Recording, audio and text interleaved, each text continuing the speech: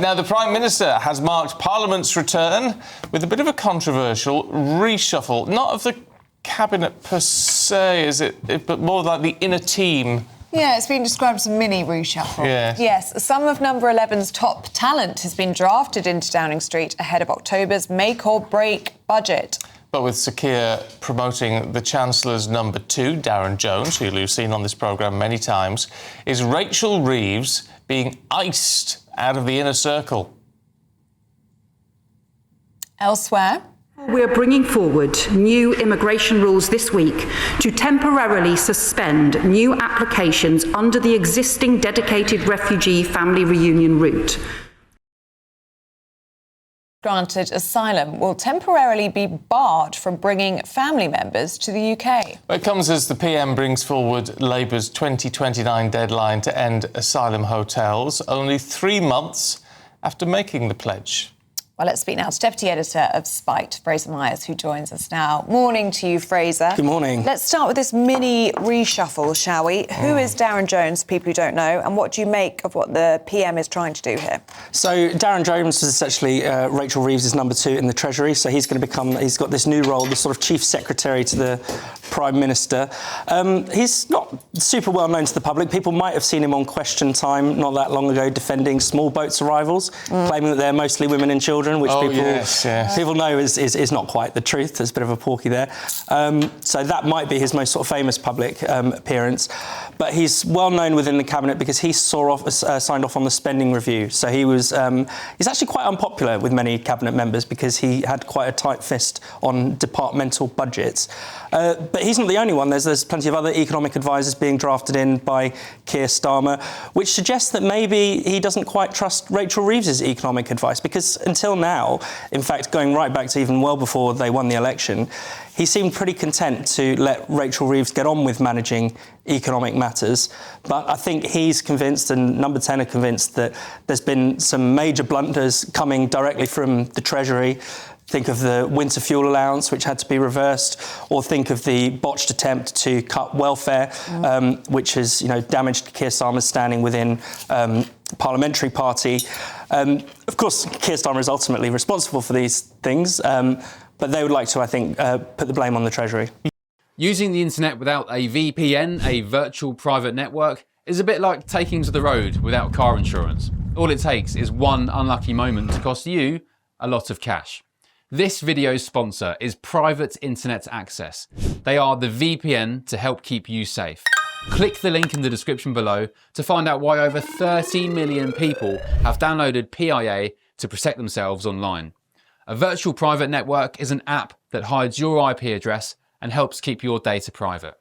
When you're browsing the internet at home, you give up a large amount of data to businesses, to shops, and indeed to social media giants too. Hackers have the ability to steal your personal data with ease, including sensitive information such as passwords, keystrokes, and even your personal photos. Private Internet Access helps protect your personal data by encrypting your internet connection to keep your data out of the hands of cybercriminals. And it's not just hackers either to be concerned about. Information can be censored too. When Canada passed their C18 bill, social media giants decided to ban news content on their platforms. But PIA can protect your ability to consume the news and content you love. Private Internet Access is available for Windows users, Mac OS, Android, Linux, iOS, and you can use one PIA subscription to protect an unlimited amount of devices. And we've got a huge GB News discount for you too. Click the link in this video's description and you'll get a massive 83% off PIA. That's under £2 a month, the price of a coffee, and you'll get an extra 4 months completely free on top. Also, there's a 30-day money-back guarantee too. Visit piavpn.com/GB News to start protecting yourself digitally today. Yeah, but how does it work then? Because if you're bringing in, when you look at Darren Jones, you're bringing in the Chancellor's sort of key person and transferring them to Number 10, but it's the same advice. just to a different person. Yeah, I think it's more that he wants to be able to go to someone else before having to go to Rachel Reeves. I think it is about freezing her out of the circle. And when this has happened before, when you've seen economic advisors drafted into number 10, it's actually never a good sign historically. So you go back to Margaret Thatcher drafting in Alan Waters, who disagreed with Nigel Lawson. That led to his resignation and eventually to her resignation. We saw Sajid Javid resign when Dominic Cummings tried to impose a kind of group set of advisors in between number 10 and number 11. Politicians can get quite territorial over these things in ways that don't necessarily make sense to the outside world, but that often can cause a lot of tensions and can be very disruptive. What do you think this means for her position? I think it means it's less secure than it was before, but then on the other hand, she seems to be someone that he's trusted for a long time. We'll see. I mean, will he feel that when he's armed with a bit more economic advice, when he kind of has wrapped his head around the economy a bit more, might he then feel more confident to go with someone else? But he's also, I mean, in his interview yesterday, he gave one interview for radio yesterday, and he said, it's not been a good year. The first year for government has not been a good year. And yet he's also talking about, well, it's now time for stage 2. We've laid the foundations. So what is it? I mean, has it been a successful laying of the foundations or not? I think, anyone watching that interview would have been shocked by the amount of just PR speak, management speak. It just had absolutely no substance. And actually what was another interesting thing that's happened in this reshuffle is that he's now on his 4th communications leader. There seems to be an obsession, I think, in number 10 with how you sell what the government is doing rather than actually what the government is doing. It doesn't seem as if they have laid the foundations for anything in particular. It does feel like a very directionless government. And I think Keir Starmer, being the empty suit that he is, must take some responsibility for that. Elsewhere, the Home Secretary confirmed yesterday that migrants who've been granted asylum would be temporarily barred from bringing their family members to Britain. She says this is about bringing fairness to the system. What do you make of that? Well, it's interesting that basically newly minted refugees have, in a sense, greater rights than Britons who want to bring spouses, for instance, over. If you're a British citizen and you want to sponsor a spouse or other family members or, to come over here, you have to guarantee a certain level of income. There's all kinds of restrictions on that. And essentially, she's saying she wants to level the playing field with asylum seekers. Now, of course, if someone is genuinely seeking persecution, it's likely that their family is as well. So you do wonder whether...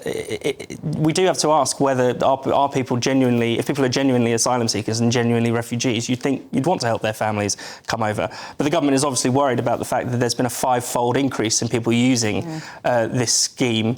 So perhaps they suspect that maybe they're approving too many people for asylum. That might actually be the root of this problem. It's interesting, though, because that fairness issue is important. Are they finally grasping the idea that people in the country feel like they are becoming second-class citizens or a lower priority to everybody else? Well, you'd hope they'd grasp that, but it was only last week when the Home Office, which Yvette Cooper oversees, was essentially making the case in the courts that the rights of asylum seekers trump the concerns of locals who are concerned about their safety near migrant hotels.